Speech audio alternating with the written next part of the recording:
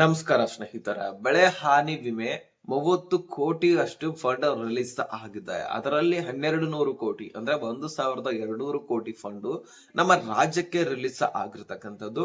ಹಾಗಾದ್ರೆ ಬೆಳೆ ಹಾನಿ ಪರಿಹಾರ ಯಾವ ಜಿಲ್ಲೆಯ ರೈತರಿಗೆ ದುಡ್ಡು ಜಮಾ ಆಗ್ತಾ ಇದೆ, ಮತ್ತೆ ಯಾವ ಬ್ಯಾಂಕ್ ನಲ್ಲಿ ಇರ್ತಕ್ಕಂತಹ ಅಕೌಂಟ್ ಇರ್ತಕ್ಕಂತಹ ರೈತರಿಗೆ ಜಮಾ ಆಗ್ತಾ ಇದೆ, ಪ್ರತಿಯೊಂದು ಮಾಹಿತಿಯನ್ನ ಈ ಒಂದು ವಿಡಿಯೋದಲ್ಲಿ ನೋಡ್ತಾ ಹೋಗೋಣ.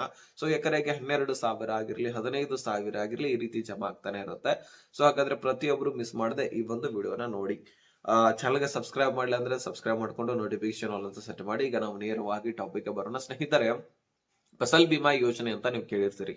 ಹೌದು, ಈ ಒಂದು ಫಸಲ್ ಬಿಮಾ ಯೋಜನೆಯಲ್ಲಿ ನೀವು ಅಪ್ಲಿಕೇಶನ್ ಹಾಕಿ ನೀವು ಫಲಾನುಭವಿಗಳಾಗಿದ್ರೆ ಮುಗಿದೋಯ್ತು.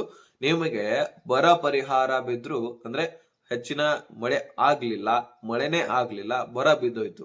ಸೊ ಹಾಗಾಗಿ ಭೂಮಿ ಎಲ್ಲ ಒಣಗೋಯ್ತು. ಅಂತಹ ಸಂದರ್ಭದಲ್ಲಿ ಕೂಡ ನಿಮಗೆ ಬರ ಪರಿಹಾರ ಸಿಗತ್ತೆ. ಇನ್ನು ಅಗತ್ಯಕ್ಕಿಂತ ಹೆಚ್ಚಿನ ಮಳೆ ಆಗ್ಬಿಡ್ತು, ಮಳೆ ಹೆಚ್ಚಿನದಿಂದಾಗಿ ಈಗ ಸಂದರ್ಭದಲ್ಲಿ ಅದೇ ಆಗಿದೆ.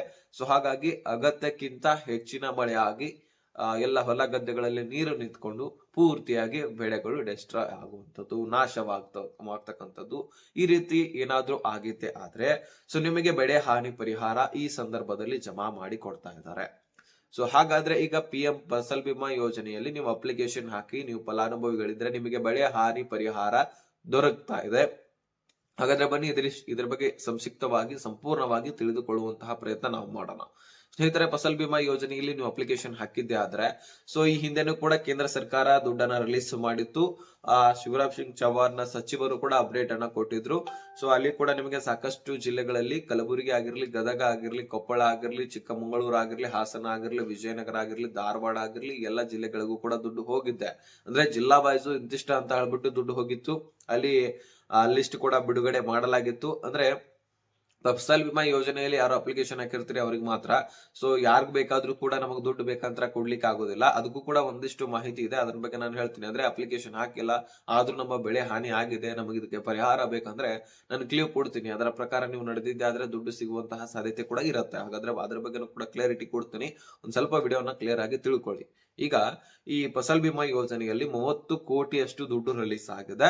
ಸೊ ಅದರಲ್ಲಿ 1,200 ಕೋಟಿ ನಮ್ಮ ರಾಜ್ಯಕ್ಕೆ ರಿಲೀಸ್ ಆಗಿದ್ದು, ಇದರಲ್ಲಿ ರಾಷ್ಟ್ರೀಕೃತ ಬ್ಯಾಂಕ್ ಆಗಿರ್ಲಿ, ಸರ್ಕಾರಿ ಬ್ಯಾಂಕ್ ಆಗಿರ್ಲಿ, ಗ್ರಾಮೀಣ ಬ್ಯಾಂಕ್ ಆಗಿರ್ಲಿ, ಬ್ಯಾಂಕ್ ಆಫ್ ಬರೋಡಾ ಆಗಿರ್ಲಿ, ಇನ್ನಿತರ ಹಲವಾರು ಬ್ಯಾಂಕ್ ಗಳಲ್ಲಿ ಕೂಡ ದುಡ್ಡು ಜಮಾ ಆಗತ್ತೆ.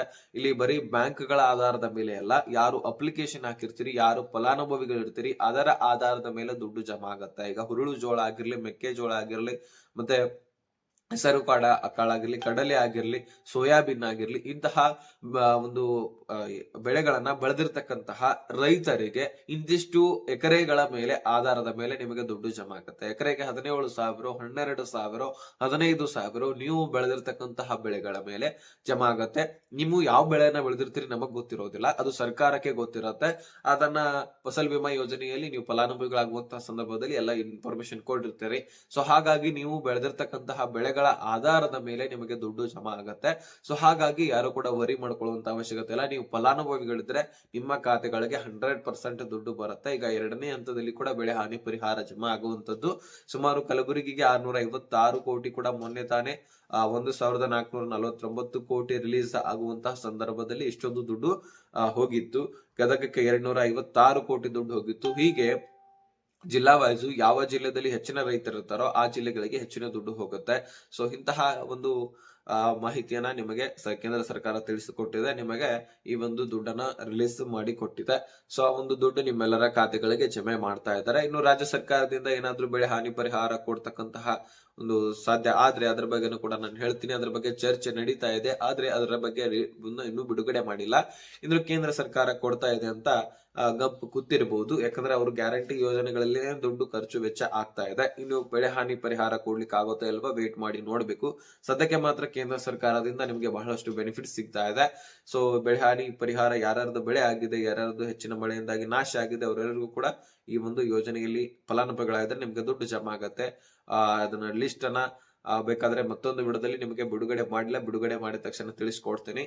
ಸೊ ಈಗ ಯಾರ್ದು ಬೆಳೆ ಹಾನಿ ಆಗಿದೆ ಆದ್ರೆ ನಿಮ್ಗೆ ದುಡ್ಡು ಬರೋದಿಲ್ಲ, ನೀವು ಅಪ್ಲಿಕೇಶನ್ ಕೂಡ ಹಾಕಲ್ಲ, ನೀವು ಫಲಾನುಭವಿಗಳು ಇಲ್ಲ, ಹೀಗೇನಾದ್ರೂ ಇದಿದೆ ಆದ್ರೆ ನೀವು ಒಂದು ಕೆಲಸ ಮಾಡಬಹುದು, ರೈತ ಸಂಪರ್ಕ ಕೇಂದ್ರಕ್ಕೆ ಹೋಗಿ ಭೇಟಿ ಕೊಡಬಹುದು. ಭೇಟಿ ಕೊಟ್ಟಿದ್ದೆ ಆದ್ರೆ ಅಲ್ಲಿ ಹೆಚ್ಚಿನ ಮಾಹಿತಿಯನ್ನ ನೀವು ತಿಳ್ಕೊಳ್ಬಹುದು. ಹಾಗೆ ಭೇಟಿ ಕೊಡೋದಲ್ಲ, ನಿಮ್ಮ ಬೆಳೆ ಹಾನಿಯಾಗಿರ್ತಕ್ಕಂತಹ ಒಂದು ಫೋಟೋವನ್ನ ತೆಗೆದುಕೊಳ್ಬೇಕು. ಇನ್ನು GPS ಟ್ರ್ಯಾಕರ್ ಮುಖಾಂತರ ಒಂದು ಫೋಟೋವನ್ನ ತೆಗೆದುಕೊಳ್ಬೇಕು. ಆ 2 ಫೋಟೋಗಳನ್ನ ತೆಗೆದುಕೊಂಡು ಹೋಗಿ ಈ ರೀತಿ ಬೆಳೆ ಹಾನಿ ಆಗಿದೆ, ನಮ್ಗೇನಾದ್ರೂ ಸೌಲಭ್ಯ ಇದೆಯಾ, ನಮ್ಗೇನಾದ್ರೂ ಹೆಲ್ಪ್ ಆಗತ್ತಾ ಅಂತ ನೀವು ಕೇಳ್ಬಹುದು.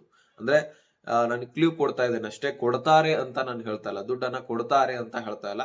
ನೀವು ಹೋಗಿ ಹೆಚ್ಚಿನ ಮಾಹಿತಿನ ತಿಳ್ಕೊಳ್ಳೋದು, ಅವ್ರ ಏನಾದ್ರು ಅಧಿಕಾರಿಗಳು ನಿಮ್ಗೆ ಅದರಿಂದ ಏನಾದ್ರು ನಿಮ್ಗೆ ಹೆಲ್ಪ್ ಆಗುವಂತೆ ಮಾಡೋದಾಗಿದ್ರೆ ಮಾಡ್ತಾರೆ, ಇಲ್ಲ ಅಂದ್ರೆ ಇಲ್ಲ. ಸೊ ಯಾಕಂದ್ರೆ ಇಲ್ಲಿ ಫಲಾನುಭವಿಗಳಿಗೆ ಮಾತ್ರ ದುಡ್ಡು ಜಮಾ ಆಗುತ್ತೆ, ಅದನ್ನ ಹೊರತುಪಡಿಸಿ ಇನ್ಯಾರಿಗೂ ಕೂಡ ದುಡ್ಡನ್ನ ಜಮಾ ಮಾಡೋದಿಲ್ಲ. ಅದಕ್ಕೋಸ್ಕರ ಹೆಚ್ಚಿನ ಮಾಹಿತಿಗಾಗಿ ನಿಮ್ಗೆ ದುಡ್ಡು ಬೇಕೇ, ಅಷ್ಟೊಂದು ಅವಶ್ಯಕತೆ ಇದ್ರೆ, ಏನಾದ್ರೂ ಬೆನಿಫಿಟ್ಸ್ ನಿಮ್ಗೆ ಸಿಗಬೇಕಂದ್ರೆ ನೀವು ರೈತ ಸಂಪರ್ಕ ಕೇಂದ್ರಕ್ಕೆ ಹೋಗಿ ಭೇಟಿ ಕೊಡಬಹುದು. ಈ ಒಂದು ವಿಷಯ ನಿಮಗೆ ಸಿಕ್ಕಿದ್ರೆ ನೆಕ್ಸ್ಟ್ ಮಾಹಿತಿ ಅವಶ್ಯಕ ಲಿಸನ್ ಕಬಾಯ್ ಬಿಡಿ